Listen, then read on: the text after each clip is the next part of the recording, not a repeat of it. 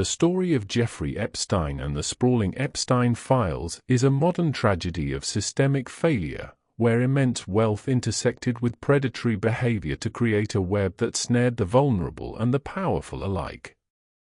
To understand the files released by the Department of Justice as recently as early 2026, one must first look back to the 1970s, where Epstein's journey began not in a boardroom, but in a classroom. Despite lacking a college degree, Epstein's intellect in mathematics led him to the elite Dalton School in Manhattan. It was here that his social climbing began in earnest, as he leveraged connections with a student's father to land a job at the investment bank Bear Stearns. By the 1980s, he had transitioned from a math teacher to a financial fixer, eventually forming J. Epstein and Company. His most significant client was Leslie Wexner, the billionaire behind Victoria's Secret, a relationship that granted Epstein the financial firepower and social legitimacy needed to build an empire of influence. As Epstein's bank account grew, so did a dark, parallel enterprise.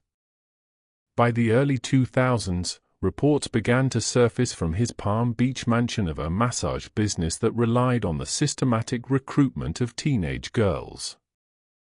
The Epstein Files contain the harrowing origins of this era, documenting how local police in Florida identified a clear pattern of abuse as early as 2005.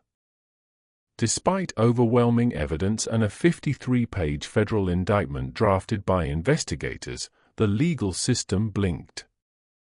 In 2008, Epstein secured what is now considered one of the most controversial plea deals in American history, a non-prosecution agreement, NPA, that allowed him to plead guilty to 2 state-level prostitution charges.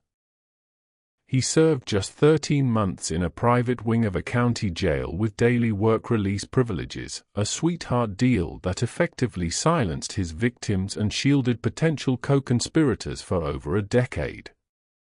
The true scope of the scandal only began to emerge through the persistence of survivors and investigative journalists, leading to the landmark 2015 civil lawsuit filed by Virginia Giuffre against Epstein's longtime associate, Ghislaine Maxwell. This lawsuit became the Rosetta Stone for the Epstein Files. Over the next decade, millions of pages of documents, including flight logs of the Lolita Express private jet, deposition transcripts, and personal address books, were slowly unsealed by court order. These files revealed a dizzying array of high-profile associates, from former Presidents Bill Clinton and Donald Trump to Prince Andrew and Microsoft co-founder Bill Gates. While the documents clarify that mere inclusion in a flight log is not proof of a crime, they paint a devastating picture of a man who used his proximity to power as a suit of armor, normalizing his predatory behavior within the world's most elite circles. The narrative reached a fever pitch in 2019 with Epstein's second arrest and his subsequent death in a Manhattan jail cell, an event that launched 1,000 conspiracy theories.